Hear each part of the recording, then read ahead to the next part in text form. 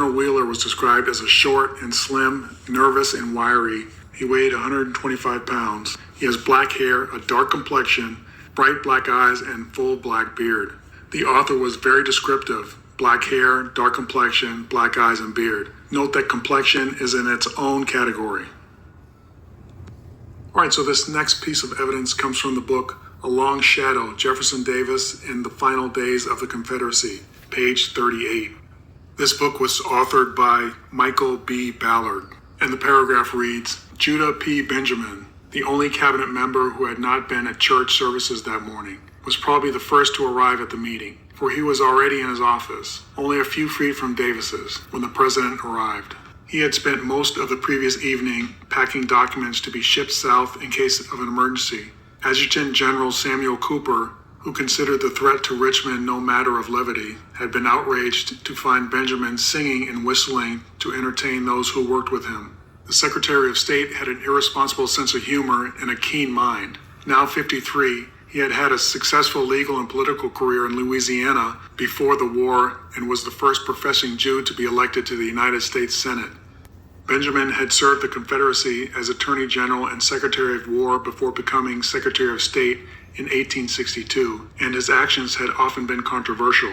Yet there was probably no one in the government that Jefferson Davis trusted more. Benjamin was short, swarthy, and stocky. Well, we can see a few surprises in this selection, right? First of all, Judah sounds like he was Jefferson Davis's trusted advisor. However, he was also his Attorney General and Secretary of War. Secondly, he was a Jew.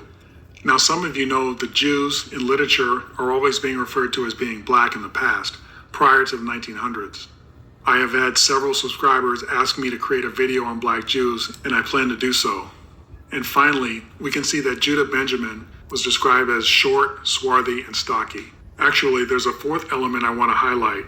Isn't it ironic that the president of the Confederacy's closest confidant was a black Jew? Just saying. Because aren't the white supremacists today always hating on blacks and Jews? We've been misled, folks.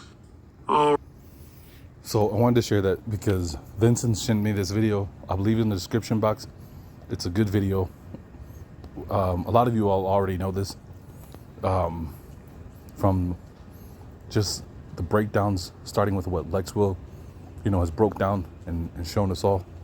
This guy even touches on Swarthy and uses the newspaper articles to point out that in their own words, their own description of Negroes, runaway slaves, were swarthy.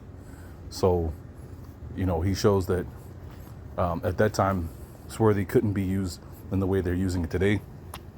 Ruddy, I remember that was one of the things, one of the good lessons Lex had to hammer home several times to several viewers, that about the word swarthy and the swarthy cow. I can't remember the other one that he used. I think it was I don't remember the other one it was, but I remember the cow was one of the ones he always shows, or his horse, right? A swarthy, not swarthy, but a ruddy horse. And then this guy used, their own writings, and runaway slaves, described as being ruddy. I think it was a woman and her 2 children was also used in this one. So this was sent to me by Vincent. I didn't find this, but it was too good to keep to myself. I wanted to share it. So here it is.